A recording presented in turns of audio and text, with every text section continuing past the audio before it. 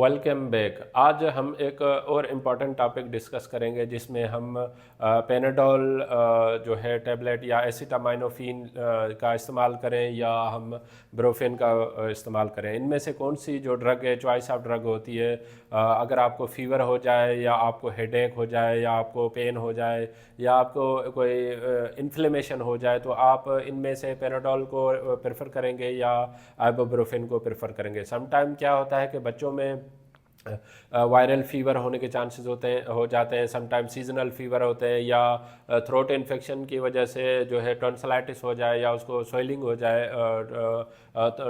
Throat में, तो उसमें जो है हम क्या ब्रोफेन इस्तेमाल करना है या हमें जो है वो पेनाडोल इस्तेमाल करना है। मोस्टली बच्चों में कन्फ्यूजन होता है या समटाइम ऐसे होता है कि हमने पेनाडोल या एसिटामाइनोफिन जो है वो बच्चे को डोज दिया है 6 आवर्ली की फ्रीक्वेंसी से, लेकिन उसको रिलीफ नहीं मिला।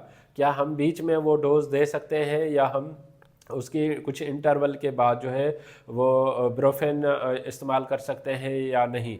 देन इसका देखेंगे कि इसकी यूजेस क्या है, क्लासिफिकेशन क्या है, उसके जो है साइड इफ़ेक्ट्स कौन से हैं, उसके प्रेगनेंसी में कौन सी ड्रग पेनाडोल दे सकते हैं या आइबुप्रोफेन दे सकते हैं, इनमें से कौन सी ड्रग जो है as a choice of drug कहलाती है जो प्रेगनेंसी में हो। दैन उसकी एडमिनिस्ट्रेशन क्या एम्पटी स्टमक लेनी है या खाने के बाद जो है ये मेडिसिन इस्तेमाल करनी है। हम इन दोनों ड्रग की इस वीडियो में कंपैरिजन डिस्कस करेंगे। अगर आपको वीडियो पसंद आए तो आप इसको लाइक करें, सब्सक्राइब करें, दूसरों तक ज़रूर शेयर करें ताकि ये मालूमात दूसरों तक पहुंच सके। तो आए शुरुआत करते हैं कि पेनाडोल बेटर है या आइदर आइबुप्रोफेन। उसमें देखते हैं कि पेनाडोल की जो फार्मूलेशन अवेलेबल होती है वो टैबलेट फार्मूलेशन में 500 मिलीग्राम में भी अवेलेबल है और सिरप फार्मूलेशन में 125 मिलीग्राम पर 5 ml और 250 mg पर 5 ml की स्ट्रेंथ में भी अवेलेबल होती है। 125 ml में हम कॉलपोल प्लेन या पेनाडोल सिरप सिंपली उसको कह सकते हैं, जबकि 250 mg पर 5 ml में से जो मार्केट में बहुत सारे ब्रांड्स अवेलेबल है, जिसमें से है कि कालपोल 6+ हम कह सकते हैं या पेनाडोल फोर्ट उसको कह सकते हैं। दैन उसके बाद जो नियोनेट्स पेशेंट बच्चे होते हैं जो जिनकी बर्थ होती है कुछ डेज़ के या कुछ वीक्स के बच्चे हों या कुछ मंथ्स के बच्चे हों, तो उसके लिए जो अवेलेबल फार्मूलेशन है ओरल ड्रॉप्स में 80 mg पर 0.5 ml की स्ट्रेंथ में अवेलेबल होती है, जबकि ब्रोफेन जो है टेबलेट में 200 मिलीग्राम एंड 400 मिलीग्राम की स्ट्रेंथ में अवेलेबल होती है। देन ओरल सस्पेंशंस में 100 to 200 मिलीग्राम पर 5 ml की कॉमनली सस्पेंशंस अवेलेबल होती है जो बच्चों में प्रिस्क्राइब की जा रही होती है। हम देखते हैं कि ये इसके यूजेस क्या हैं। यूजेस में जो है ब्रोफेन और पेनाडोल का कौन सा फ़र्क है।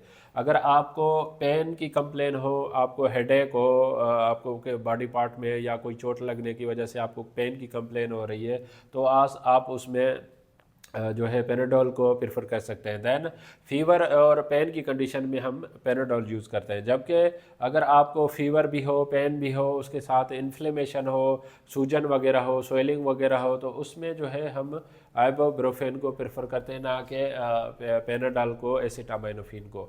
इन दोनों में दो इंडिकेशन सेम है।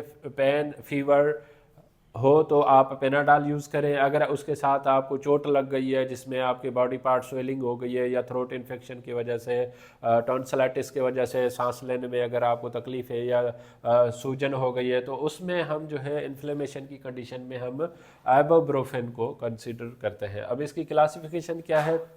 क्लासिफिकेशन में पेनाडोल जो है वो एनाल्जेसिक के तौर पे है, जबकि आइबुप्रोफेन जो है ब्रोफेन वो एनसेड्स कहलाती है, non steroidal anti inflammatory drugs, ये उस कैटेगरी में आती है। जबकि डोजेज में जो है, जैसे मैंने पहले बताया कि बच्चे की चाइल्ड होती है जिसे नियोनेट्स कहते हैं, कुछ वीक्स का अगर बच्चा है तो उसमें, और चिल्ड्रन में 10 to 15 मिलीग्राम पर केजी पर डोज की स्ट्रेंथ में हम बच्चों में डोज दे सकते हैं। जबकि बड़ों में जो फिक्स डोज होता है, जैसे 500 mg की टेबलेट अवेलेबल है, तो बड़ों में हम 1 ग्राम क्यू 6 अर्ली के हिसाब से, मतलब 2 टेबलेट हम हर 6 घंटे के इंटरवल्स के साथ हम ले सकते हैं। देन के बच्चों में ब्रोफेन देखें क्या सेफ़ है या नहीं है।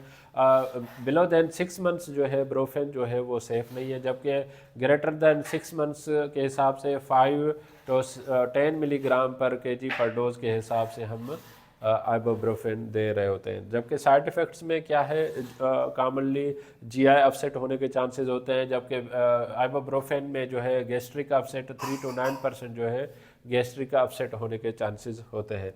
देन ये देखते हैं कि प्रेगनेंसी में क्या ये हम दे सकते हैं या नहीं। प्रेगनेंसी में फर्स्ट ट्राइमेस्टर, सेकंड ट्राइमेस्टर या थर्ड ट्राइमेस्टर में हम पैनाडोल जो है मोस्टली समटाइम अगर आपको फीवर या हेडेक वगैरह हो जाए तो उसमें डॉक्टर रिकमेंड कर रहे होते हैं। जबकि आइबुप्रोफेन या ब्रोफेन जो है वो प्रेगनेंसी में कंट्राइंडिकेटेड होती है या नॉट रिकमेंडेड आप कह सकते हैं, उसका आप इस्तेमाल नहीं कर सकते।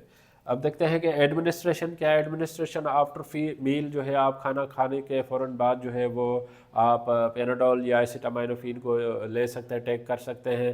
एम्प्टी स्टमक नहीं लेनी है, खाना खाने से पहले लेंगे तो आपको जो साइड इफ़ेक्ट है जीआई अपसेट वगैरह होने के चांसेस ज़्यादा होते हैं, इसलिए खाना खाने के बाद आप कोशिश किया करें कि पैनाडोल ले लिया करें। देन एडमिनिस्ट्रेशन क्या है, आइबुप्रोफेन की जो है टेक विथ फूड, खाना खाने के दरमियान भी आप ले सकते हैं या खाना खाने के बाद भी फ़ौरन ले सकते हैं। देन उसका क्या है 8 or 12 ounce of water to avoid GI upset. आप प्लेंटी ऑफ वाटर का जो है वो इस्तेमाल करें, जिसमें अगर आप बड़े हैं तो 1 गिलास पानी के साथ जो है ना आप पैनाडोल ब्रोफेन जो है वो आप इस्तेमाल करें, ताकि आपको जीआई गैस्ट्रिक पेन या जीआई अपसेट या अल्सर होने के चांसेस कम हो जाए। ये कुछ मैंने डिफरेंस आपसे शेयर किया है आइबुप्रोफेन का और पैनाडोल का।